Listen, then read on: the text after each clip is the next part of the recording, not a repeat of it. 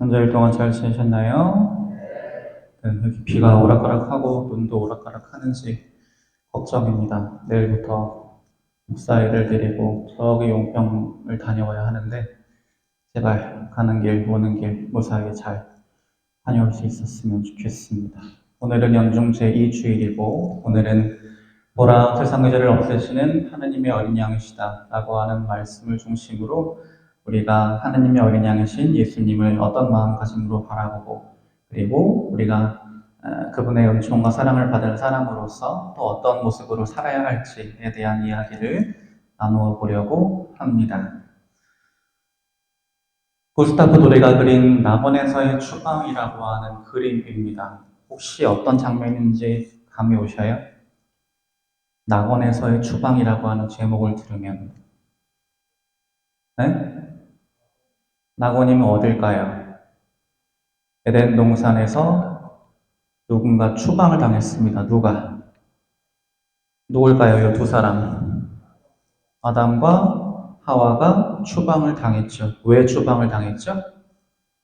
하느님께서 다른 건 다 먹어도 되는데 얘들아 제발 이거 하나만은 건들지 마. 니들한테 이로울 게 없어라고 하셨던 선과 악을 열게 하는 그 나무를 낼름 먹어서 추방당했다라고 알고 계시면 반만 알고 계시는 거고요. 그걸 먹긴 먹었어요. 근데 하느님께서 너 이 새끼 왜 먹었어? 너 죽어 이러셨어요? 안 그러셨어요. 어떻게 하셨어요? 하느님께서는 다 아시면서도 아담아 어디 있니? 라고 부르셨어요. 왜 부르셨을까요? 제가 한번 언급했던 적이 있었던 것 같은데 뭐에 어떻게 하게 하시려고 아담으로 하여금 자기 스스로 잘못을 솔직하게 뉘우치고 하나님 앞에 철푸덕 엎드려서 하느님 제가 그러려고 그런 게 아니고 정말 잘못했습니다 라고 하길 바라셔서 아담으로 하여금 잘못을 뉘우치고 진심으로 회개해서 다시금 당신 품 안으로 돌아올 수 있는 기회를 주시려고 부르셨어요. 그랬는데 아담은 어떻게 하고 있었나요? 나뭇잎 조가리로 자기 몸을 가린 상태로 몰래 한 곳에 숨어 있었어요. 왜? 벌 받을까봐 두려워서 숨어 있었습니다. 그리고서는 하느님이 참다 답답하셔가지고 너 왜 그랬니? 물어보시니까 어떻게 대답했나요? 우리 아담이 누구 핑계를 댔어요? 저 여자가 저는 먹을 생각이 없었는데 굳이 먹어보라고 이게 그렇게 맛있다고 권해가지고 제가 아유 안 먹으면 마음 상하잖아요. 그래서 먹었어요. 라고 핑계를 댔어요. 이번엔 하와한테 너 왜 그랬니? 그러니까 하와는 뭐라고 그러던가요? 저 뱀 점식이가 아주 간사한 혀로 저를 그렇게 달콤하게 유혹을 하길래 뭐가 그렇게 좋은 건가 궁금해가지고 제가 진짜 어쩔 수 없이 쟤 때문에 먹었어요. 라고 그랬어요. 그래서 어떻게 됐어요? 기회를 주셨음에도 불구하고 그 기회를 살리지 못했기 때문에 더 이상 저 완전한 행복의 세상에 살 수 없었고 그래서 추방당하게 됐습니다. 그런데 하느님께서 아담과 하와를 낙원에서 추방하실 때 그냥 내보내셨나요? 그냥 안 내보내셨어요. 뭐를 해주신 게 있어요. 창세기 혹시 공부하셨던 분, 아담과 하와를 천국에서 추방하실 때 뭘 해주셨을까요? 가죽 옷을 만들어 입혀주셨다라고 창세기에서 기록하고 있습니다. 그렇게 그 전에는 완전 맨몸이었다가 선악을 알게 하는 나무를 먹은 다음에는 남은 흙으로 대충 가렸다가 이번에는 하느님께서 직접 가죽으로 옷을 만들어서 입혀주셨어요. 뭐 어떻게 될까봐 저 친구들이 혹시라도 바깥 세상으로 나가서 그 거친 세상에서 야만족들, 맹수들 만나면 다칠까봐 걱정스러운 마음으로 당신이 직접 가죽 옷을 만들어 입혀주셨다고 나와 있습니다. 창세기 공부할 때 이 부분을 하나님의 사랑과 자비를 강조하는데 우리가 한 가지 잊은 게 있어요. 가죽 옷을 만들기 위해서는 뭐가 필요해요? 짐승이 어떻게 돼야 돼요? 죽어야 돼요. 오늘날도 수많은 짐승들이 밍크 코트, 라쿤 코트 만들려고 죽어가고 있어요. 심지어 죽은 다음에 벗기는 건 상품성이 떨어진다고 살아있는 친구들을 마취조사도 없이 배를 가르고 산채로 가죽을 벗긴다고까지 하죠. 우리 인간이 얼마나 잔인한 짐승인가를 생각하는 부분이기도 하고 또 한편으로는 우리 인간이 갖고 있는 약함과 부족함으로 인해서 다른 존재들의 희생 없이는 우리는 살 수 없구나라고 하는 사실을 다시금 확인하게 됩니다. 제가 이 말씀을 왜 드리냐면 세례자 요한이 예수님을 두고 선포했던 세상의 죄를 없애시는 하느님의 어린 양이시다 라고 하는 그 구절의 의미를 이해하기 위해서는 기본적으로 이런 인간관을 머릿속에 담고 있어야 하기 때문입니다. 누군가의 희생을 통해서만 자신의 약점을 극복할 수 있고 더 나은 삶을 향해 나아갈 수 있는 너무너무 부족하고 약한 존재, 그래서 서로가 서로에게 기대어서 관계 속에서 살아가는 존재가 바로 우리 인간입니다. 이런 인간만을 바탕으로 세례자 요한은 선포하고 있는 것이죠. 보라, 세상의 죄를 없애시는 하느님의 어린 양이시다라고 선포하고 있습니다. 자기에게 세례를 받으러 수많은 사람들 앞에서 저기 뒤에 오신 예수님을 가리키면서 한 선포예요. 그렇다면 우리가 이 말이 무엇을 뜻하는지를 알기 위해서는 제가 빨간 글씨로 강조해 놓은 부분을 어떤 말인지 아셔야 합니다. 하느님의 어린 양, 그 중에서도 특히 어린 양의 이미지가 왜 강조되는지를 아셔야 해요. 그렇다면 하느님의 어린 양이라고 하는 부분을 좀 먼저 보겠습니다.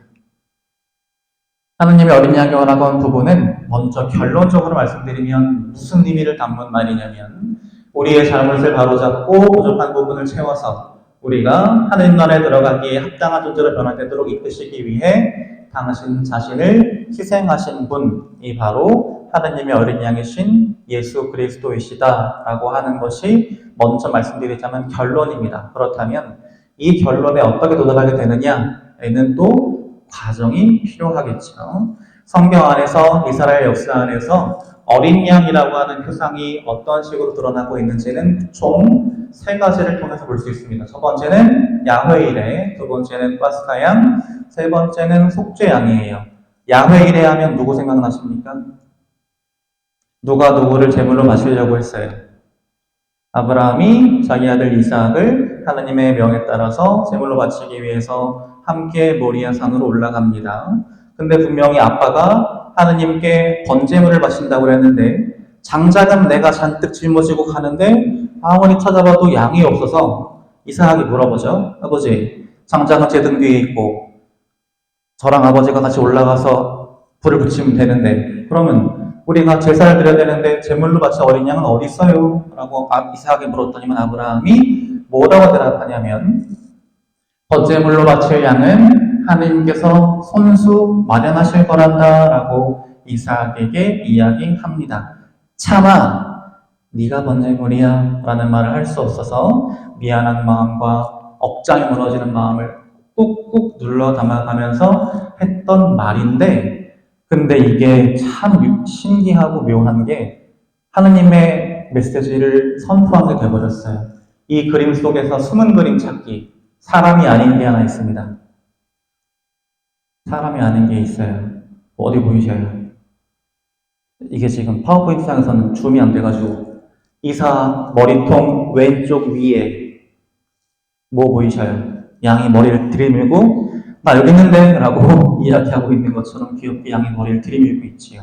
그래서 이 표징을 통해서 이삭은 목숨을 건집니다. 하느님께서는 이삭을 죽이고 싶어서 아브라함을 시험하신 게 아니라 아브라함이 정말 당신을 위해서 자신의 모든 것을 다 내려놓을 수 있을 정도로 깊은 믿음을 지니고 있는지를 보고 싶으신 것이었기 때문에 이삭을 희생시키기를 원하지 않으시고 당신이 직접 저 어린 양을 제물로 마련하시고 이삭을 살리시는 장면입니다. 이게 바로 야훼 이레의 양인데 번제물로서의 어린 양을 하느님이 당신 손으로 직접 마련하셔서 이삭을 살려주셨고 여기서부터 어린 양은 하느님의 뜻에 따라서 자기 자신을 희생해서 다른 누군가를 살리는 존재라고 하는 상징성을 지니게 됩니다. 두 번째는 우리가 너무나 잘 알고 있는 파스카 양이죠.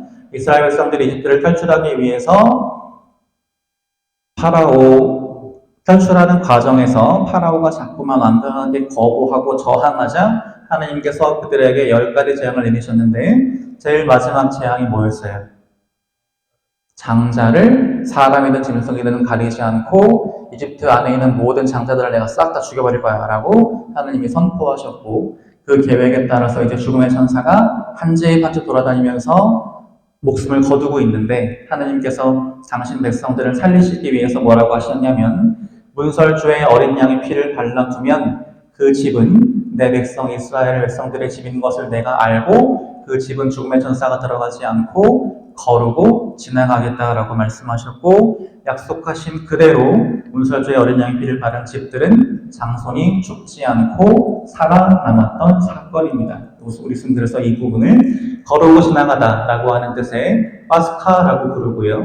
이때 희생된 양 친구들은 파스카 양이라고 부르지요. 그래서 어린 양이 자기 목숨을 내신 희생한 덕분에 죽음의 천사가 이스라엘 백성들의 집을 거르고 지나갔다. 다시 말해서 어린 양은 또다시 자신을 희생하여 이스라엘 백성들을 죽음과 멸망으로부터 구해주는 존재로 머릿속에 각인되었습니다.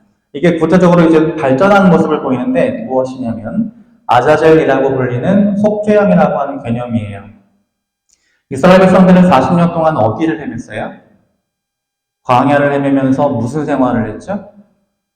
유목민 생활을 했어요. 천막을 치고 잠깐 머물렀다가 다시 또 걷어가지고 또 이동하고, 그래서 낮에는 이동하고 밤에는 천막에 머무는 삶을 계속했는데, 문제는 광야라고 하는 곳에는 밤만 되면 눈에 불을 켜고 으르렁 거리는 맹수들이 있습니다. 먹을 게 없기 때문에 뭐 하나 잡으면 야 오늘 포식하겠다라고 마음을 먹고 이스라엘 백성들 진영 주위를 으르렁 거리고 있는 아이들이 있었어요.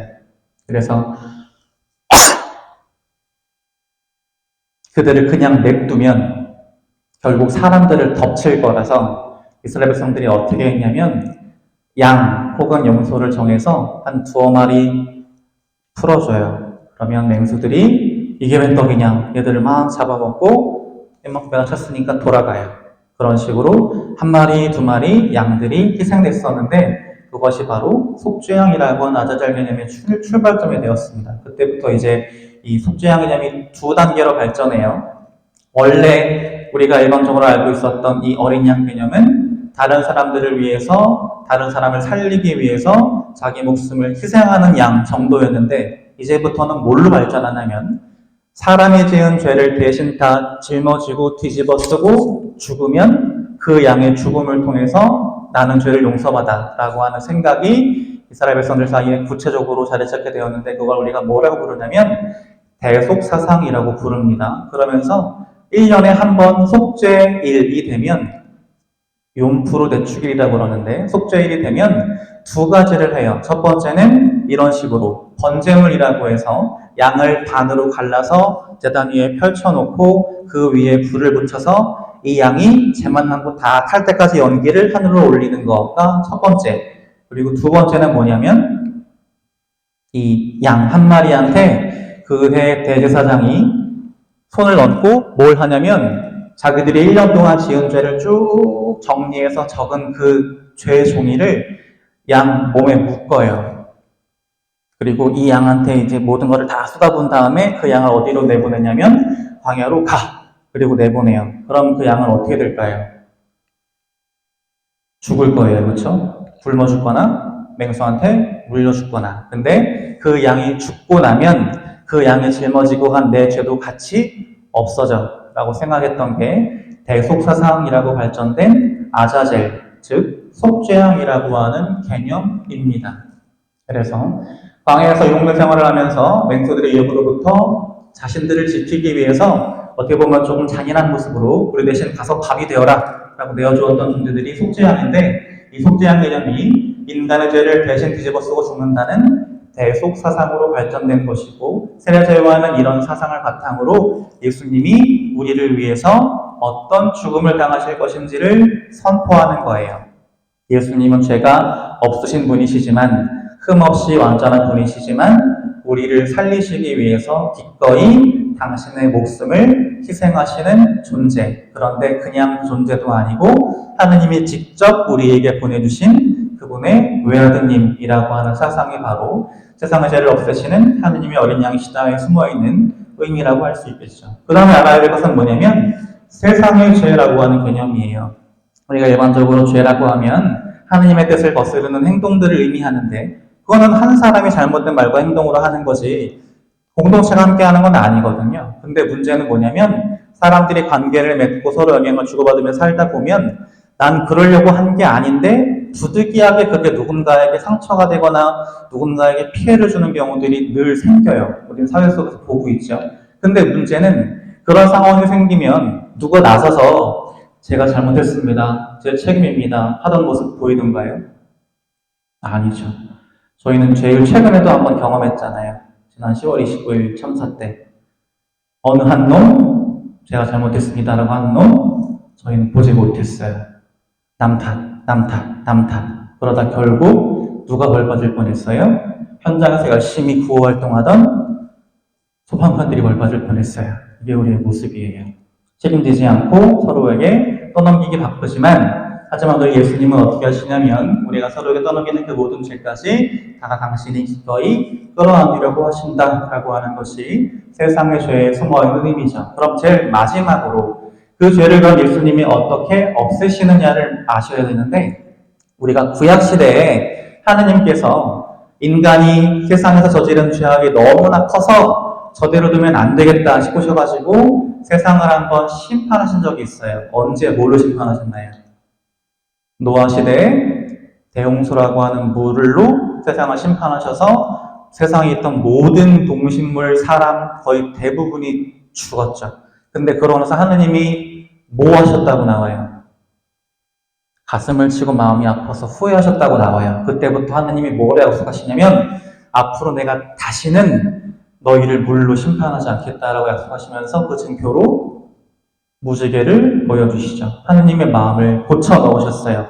아, 얘들이 짓는 죄는 죄 짓는 사람을 죽여버린다고 없앨 수 있는 게 아니구나. 그럼 어떻게 없앨 수 있을까를 고민하시면서 한 가지 결론에 도달하신 게, 죄는 미워하되 사람은 미워해서는 안 되겠다. 그러면서 어떤 식으로 우리의 죄를 없애시게 하냐면 저렇게, 한글로는 없애시다라고 번역되어 있지만 원래 그리스어 어문으로는 자기의 어깨로 나르다 혹은 자기의 어깨에 짊어지다라는 뜻입니다. 예수님이 우리의 죄를 어떻게 해서 자기 어깨에 저렇게 함께 짊어져 주심을 통해서 우리 어깨를 너무나 무겁게 누르고 있던 저 죄가 비로소 우리 어깨 위에서 사라지고 우리는 가벼운 몸과 마음으로 자유로운 영혼으로 하느님 나라로 나아갈 수 있는 상태가 된다. 이게 바로 세상의 죄를 없애신다라고 하는 그 말씀 안에 숨어있는 의미라고 할 수 있겠죠. 그래서 지금까지 제가 숨가쁘게 달려온 이유는 사실은 여기를 위해서입니다. 우리는 매 미사 때마다 하느님의 어린 양을 기억해요. 2번. 첫 번째는 언제? 제가 성체를 쪼갤 때 하느님의 어린 양 세상의 죄를 없애시는 주님 자비를 베푸소서 2번 반복, 마지막에는 평화를 주소서. 그 다음에 2번째는 언제일까요? 제가 축성제 성체를 들고 저렇게 이야기할 때, 보라 세상의 죄를 없애시는 하느님의 어린 양이시니 이 거룩한 자한테 초대받은 이는 복되도다 라고 말씀드리면 여러분들은 뭐라고 답하시나요? 아멘 아닌데 아멘 아니에요. 가끔 이제 졸다가 아멘 하고 놀라시는 분들이 있는데 아멘 아니고 뭐예요? 주님, 제 안에 주님을 모시기에 합당치 않사오나 한 말씀만 하소서 제가 곧 나으리이다. 제 영혼이 곧 나으리이다 라고 응답합니다. 이게 무슨 뜻일까요? 예수님 없이는 안 돼요도 있지만 여기에 우리의 다짐이 들어있습니다. 어떤 다짐이? 제일 아랫줄 보세요. 제가 곧 나으리이다 있어요. 병에서 낫는다는 이야기가 아니고요. 과거보다 어제보다 더 나은 존재가 된다는 약속이에요. 그렇다면 이 말을 조금 길게 풀면 무슨 뜻이 되냐면 이렇게 돼요. 우리를 위해서 당신 자신이 희생하신 예수님의 몸을 하다 보시는 사람으로서 앞으로는 나태한 모습, 게으른 모습으로 안주하며 주님의 마음을 아프게 드리지 않고 하루하루 어제보다 더 나은 때가 되기 위해서 노력하겠습니다. 그리고 거기다 추가적으로 당신이 저희를 위해서 아낌없이 당신 목숨을 내어주신 것처럼 저도 제가 가진 시간을, 제가 가진 재산을, 제가 가진 능력과 노력을 어려운 이웃들을 위해서 기꺼이 내어주는 하느님의 어린 양이, 잘 찍혔나요? 하느님의 어린 양이 되겠습니다 라는 약속을 하시는 거예요. 이 어마어마한 몇 마디 말로. 그러면 마지막으로 질문입니다. 이 약속에 걸맞는 삶을 지금 살고 계십니까? 를 이번 한 주 동안 좀 돌아보시면 좋겠어요. 나는 하느님의 어린 양 희생을 헛되이 하고 있지는 않나, 나도 누군가에게 하느님의 어린 양으로서 살아가고 있나 라고 하는 것들을 잘 좀 돌아보시고 내일부터라도, 오늘부터라도 나도 하느님의 어린 양이 될 수 있도록 하루하루 사랑과 자비로 노력하시는 우리가 되면 좋겠습니다.